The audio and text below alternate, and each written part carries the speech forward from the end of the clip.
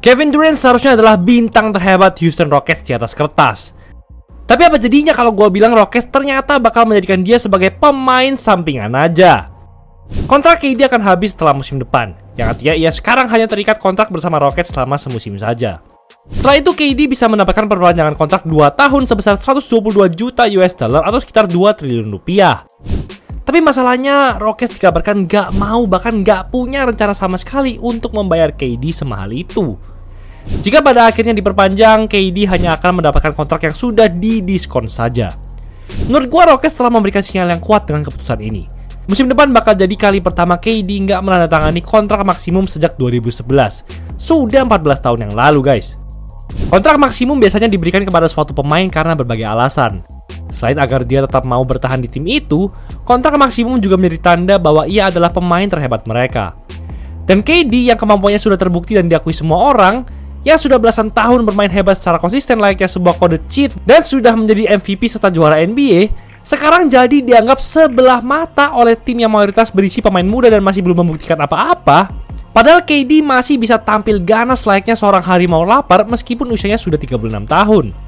Musim lalu ia mencatatkan rataan 26,6 points, 6 rebounds, 4,2 assist dan 2,6 3 points per game dengan presentasi field goal 52,7% dan 3 point 43%. Tapi pencapaian KD yang setelah ini mungkin jauh lebih gila lagi.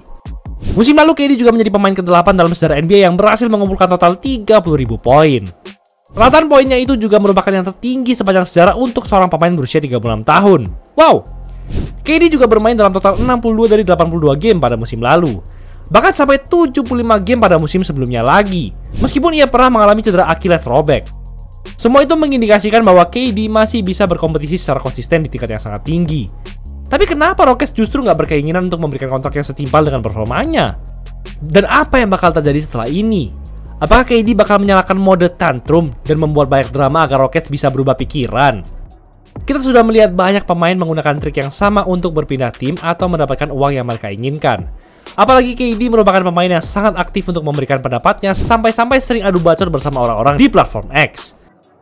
Atau apakah Rockets justru setelah memahami sesuatu yang sama sekali belum kita ketahui, Rockets ternyata memiliki banyak alasan untuk tidak memberikan perpanjangan kontrak maksimum untuk mega bintang sekelas KD dan hanya menjadikannya sebagai pemain sampingan.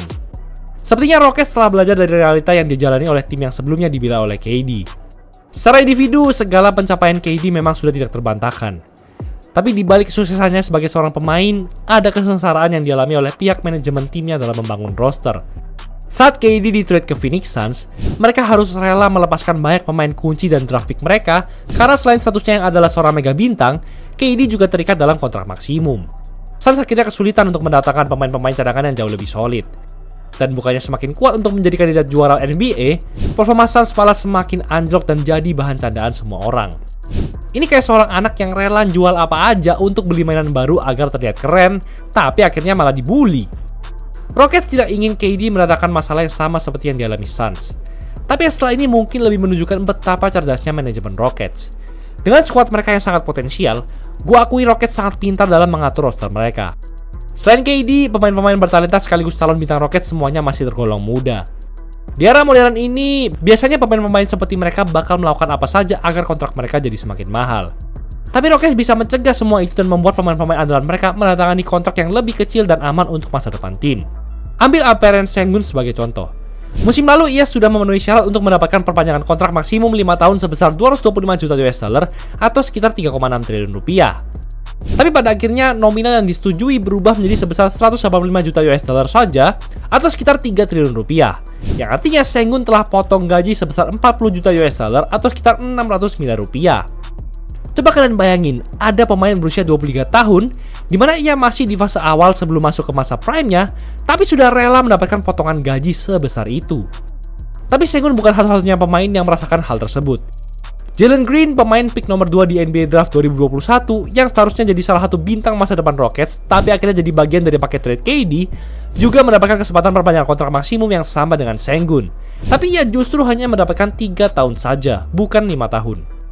Namun ternyata nggak cuma pemain muda saja yang mendapatkan potongan. Rockets juga berhasil mendapatkan diskon besar-besaran dalam kontrak salah satu bintang senior mereka, Fred VanVleet. Awalnya ia bakal dibayar hampir 45 juta US dollar atau sekitar 735 miliar rupiah hanya pada musim depan. Tapi kontraknya sekarang berubah jadi 25 juta US dollar atau sekitar 408 miliar rupiah per tahun saja. Gue nggak tahu bagaimana Rockets bisa ngelakuin semua hal itu. Tapi pastinya itu merupakan pergerakan terbaik yang mungkin didamba-dambakan manajemen tim NBA manapun. Bagaimana tidak, dengan collective bargaining agreement atau CBA yang baru, sekarang tim manapun akan dikenai sanksi berupa pajak yang luar biasa besar dan cepat jika total kontrak pemain mereka melebihi ruang gaji yang ditetapkan. Jadi mereka harus benar-benar pintar untuk mengelola roster dan kontrak pemain mereka. Memiliki banyak pemain bintang akan sangat beresiko karena kontrak mereka terlalu besar. Dan jika semuanya tidak berjalan sesuai rencana, entah karena cedera atau drama lainnya, maka hancur sudah tim itu. Fleksibilitas mereka untuk mengambil pemain lain yang solid sudah hilang. Dan yang pasti mereka akhirnya hanya membuang-buang uang dan momentum. Rockets sudah cukup beruntung mereka berhasil mendapatkan banyak kontrak yang menguntungkan tim dari pemain andalan mereka. Dan nggak masuk akal jika Rockets akan menggunakan sisa ruang gaji itu hanya untuk seorang KD yang sudah memasuki rentang usia rawan pensiun. Bahkan menurut gua, kehadiran KD di Rockets mungkin hanya dianggap sebagai masa peralihan saja. Setelah bertahun-tahun absen, Rockets akhirnya bangkit dan masuk playoff lagi pada musim lalu. Bergabungnya KD ke Rockets juga menguntungkan kedua pihak. Di sisi Rockets, hadirnya KD akan membantu mereka untuk kembali terbiasa dengan persaingan yang intens dengan kandidat juara lainnya. Setelah itu, pemain-pemain muda Rockets akan memasuki masa prime dan sudah cukup matang dan berpengalaman untuk menjadi kandidat juara yang semakin mengerikan. Di sisi KD, kini ia memiliki rekan setim dan pelatih yang lebih hebat.